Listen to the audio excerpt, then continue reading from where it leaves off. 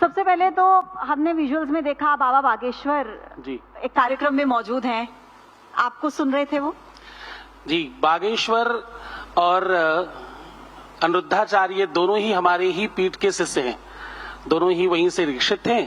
क्योंकि रामानंदाचार्य संप्रदाय विश्व का सबसे बड़ा संप्रदाय है, जिस संप्रदाय से मैं जगत गुरु हूं। रामानंदाचार्य संप्रदाय निर्गुण और सगुण दोनों के उपासकों का संप्रदाय है। ये वो संप्रदाय है जहां कबीर, रविदास, सूरदास, मलूकदास और रहीमदास सारे ही शिष्य रामानंदाचार्य संप्रदाय के हैं। अच्छा महाराज जी, एक बात बताइए, आपको लाखों लोग सुनते हैं, बाबा बागेश्वर, अनिरुद्धाचार्य जी, सबको हमने इस विजुअल्स के माध्यम से हमने देखा, आप किसे सुनते हैं? मैं अपने गुरुदेव को सुनता हूं, पूज्य महर्षि महेश योगी जी को, और मैं न्यूज नेटवर्क 18 सुनता हूं, क्योंकि इसके लिए तो तालियां बजनी चाहिए। नेटवर्क 18 आप सुनते हैं तो कैसा लगता है आपको सुनकर? मुझे लगता है कि देश बदल रहा है और इस देश के बदलाव में आपकी बहुत महती भूमिका है और इसे आप बहुत बाखूबी निर्वाहन कर रहे हैं। अच्छा ये बताइए कि सिर्फ सुनते हैं या देखते भी हैं?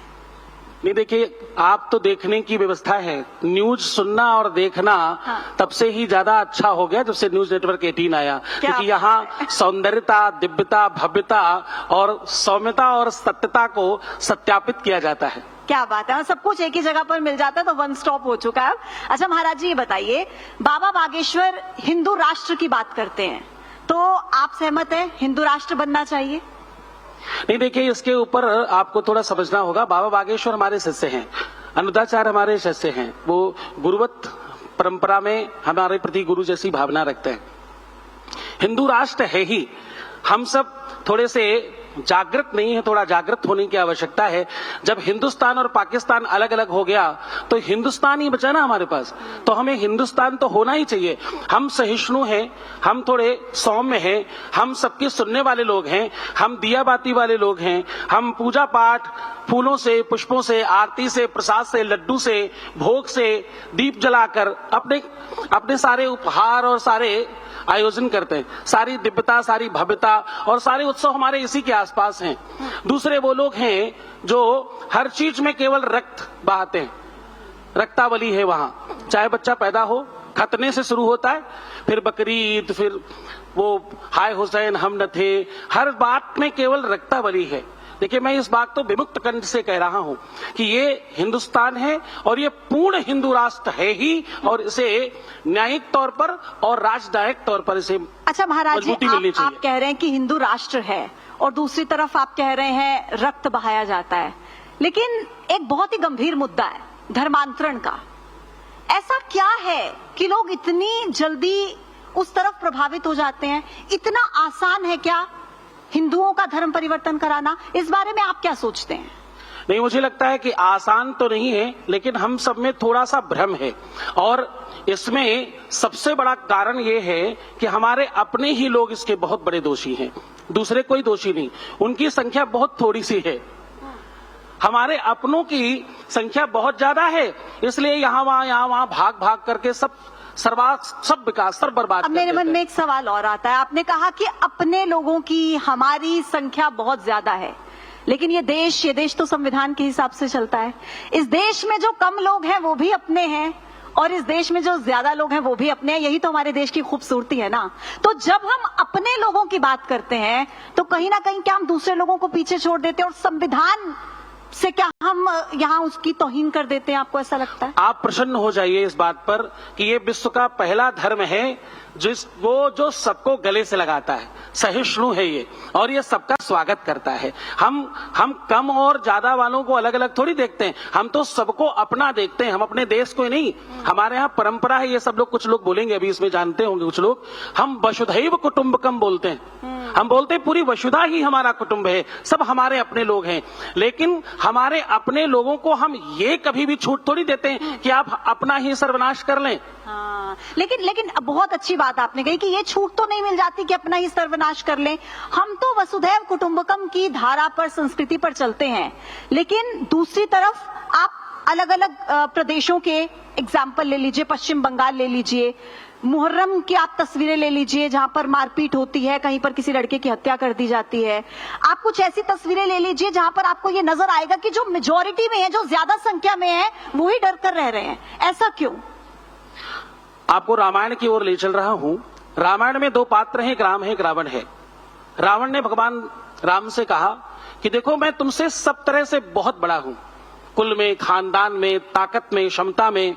ब्रह्मा जी मुझे पढ़ाने आते हैं, हाँ, इंद्र हमारे यहाँ झाड़ू लगाते हैं, काल को हमने पार्टी में बांध रखा है, यानी अपनी चारपाई में बांध रखा है, और 1 लाख पुत्र 1.25 लाख नाती, 1 लाख पुत्र 1.25 लाख नाती है। तो मैं आपसे वंश परंपरा में भी बहुत बड़ा हूं, उसके बावजूद मैं हार गया। हारने का कारण, बोले मेरा भाई मेरे खिलाफ है, तुम्हारा भाई तुम्हारे साथ है, बस इतनी सी ही दर्द, इतना ही दर्द है। हिंदुत्व में दूसरा दर्द कोई और है नहीं, इसमें एक ही दर्द है, हमारे अपने ही कुछ भाई, कुछ हमारे अपने लोग। मैं आपको सत्य कहूं, इस दशक में कुछ परिवर्तन आया है।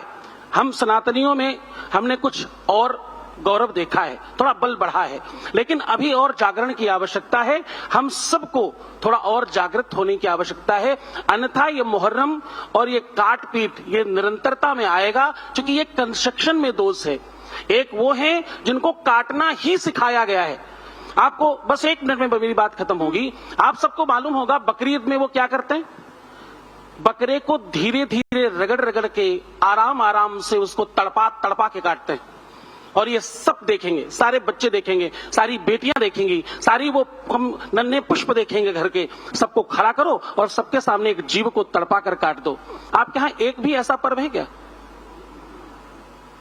अरे क्या वकालत करते हैं हम लोग साहब। हिंदुत्व को स्वीकार करें और हम सब एक हो जाएं, बस इतने भर में ही ये हिंदू राष्ट्र हो जाएगा, कुछ और करना नहीं पड़ेगा। लेकिन अभी मुझे लगता है आप जैसे कह रहे हैं कुछ और करने की जरूरत नहीं है, लेकिन उन लड़कियों की चिंता होती है जो हिंदू हैं और जबरदस्ती नाम बदलकर पहले उन्हें अपने जाल में फंसाया जाता है, नाम कुछ का कुछ बताया जाता है, फिर उनको अपने प्रेम जाल में फंसाया जाता है, फिर जब असलियत पता लगती है तो धर्म परिवर्तन के लिए उन पर दबाव बनाया जाता है। ये क्यों हो रहा है? इतने आसान टारगेट है क्या हिंदू? आपको इस बारे में क्या लगता है? मुझे लगता है इस सब के दोषी हम सब हैं। ये जो हो रहा है इस सब के दोषी कौन है? हम सब इसके दोषी हैं। एक हमारा शिष्य है, कवि है, वो कहता है कि दिन भर रील बनाती है, पढ़ती नहीं पढ़ाती है। ये जो रील चल रही ना, ये सबसे बड़ा दोष इसी का है। आप जो देखते हो, जो सुनते हो, जो तुम स्पर्श करते हो, जो खाते और पीते हो, उसका प्रभाव आपके जीवन पर सीधा पड़ता है। आप वैसे ही हो जाते हो। तो आप अगड़म बगड़म देखोगे, उसमें सीधा सीधा आएगा कैसे? बोया पेड़ बबूल का आम कहां से होगा, जो तुम निरंतर सुबह से शाम तक। आजकल फोन में एक ऑप्शन है कि आप देख सकते हो आपका स्क्रीन टाइम कितना रहा है। मेरे कहने पर चेक करना, तुम्हें पता लगेगा तुमने अपना बहुमूल्य समय मैक्सिमम स्क्रीन टाइम में बर्बाद किया होगा। ये उसी का कुप्रभाव है। और वो अपना समय कहाँ लगाते हैं? हाँ? और वो अपना समय कहाँ लगाते हैं? कट्टर, कहते हैं ना कि कट्टर बन जाते हैं अपने धर्म के प्रति, वो बहुत कट्टर होते हैं। उनके यहाँ एक ही बात है, जो उनके मालिक ने कह दिया, जो उनके कुरान में बता दिया गया, लिखा है कि नहीं कोई देखने वाला नहीं, जो बता दिया गया, जो हदीस की बातें बता दी गई, जो उनका मौलवी, उनका वो और वो कहते हैं कि जो बोलते हैं, वो कहते हैं जो कि कहते वही सत्य। कुरान में ऐसा करना सवाब का काम है, पुण्य का काम है। इसको लेकर आप क्या कहेंगे? एक और शब्द है इसमें, वो गहजुबा हिंद क्या बोलते हैं, कहरवा हिंद, गहजबे हिंद, गजबा हिंद। ये शब्द का मतलब जब मुझे पता चला तो मुझे मालूम पड़ा कि समूचे विश्व को, पहले भारत को पूरा का पूरा मुस्लिम राष्ट्र बनाना उनका नैतिक धर्म है। बताइए इस प्रकार की संस्कृति में हम कैसे पलेंगे, हम कैसे आगे बढ़ेंगे? तो उनके यहां तो एक ही चीज सिखाई जाती है, जैसे भी हो काफिरों को समाप्त करो, काफिरों को परिवर्तित करो।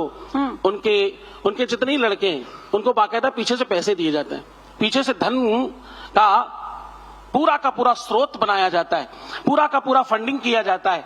जितना हो सके बढ़िया बाइक लाओ, खूब सुंदर बाल कटाओ, खूब बेहतर दिखो, और हर स्कूल के बाहर खड़े रहो 2-4 लड़कियों को अपने जाल में फंसाओ और उसके बाद परिवर्तित करो। अच्छा, एक सवाल और मेरे मन में है, क्योंकि अभी देखिए सावन का महीना शुरू हो गया है, तो नाम लिखना बहुत जरूरी हो गया है दुकानों पर, और इसका विरोध किया जा रहा है कि नाम नहीं लिखा होना चाहिए, पहचान नहीं। आप इसको लेकर क्या सोचते हैं, कैसा फैसला है ये? नहीं, ये तो बहुत अच्छा नियम है। देखिए, इससे सबका फायदा है, ये होना ही चाहिए, क्योंकि ये बहुत पवित्र मास है। इसमें लोग उपवास करते हैं, पूजन करते हैं, धर्म करते हैं, सत्कर्म करते हैं, यज्ञ करते हैं। ऐसी स्थिति में हमने कुछ भी दोषपूर्ण स्पर्श भी कर लिया तो सारा का सारा व्रत अनुष्ठान समाप्त हो जाएगा। तो हमारी पूरी की पूरी आस्था पर एक व्यक्ति आघात कर सकता है। क्यों? क्योंकि वो तो थूक कर दे देंगे, हाँ, वो तो झूठा करके रख देंगे। और आपको सत्य बताऊं, हमारे कुछ मुस्लिम जानकार हैं, मुझे मालूम पड़ा उस दिन से, मुझे बहुत शर्म आई इस बात पर कि वो तो अपनी लघुशंका इत्यादि डालकर भी आपको खिला देंगे।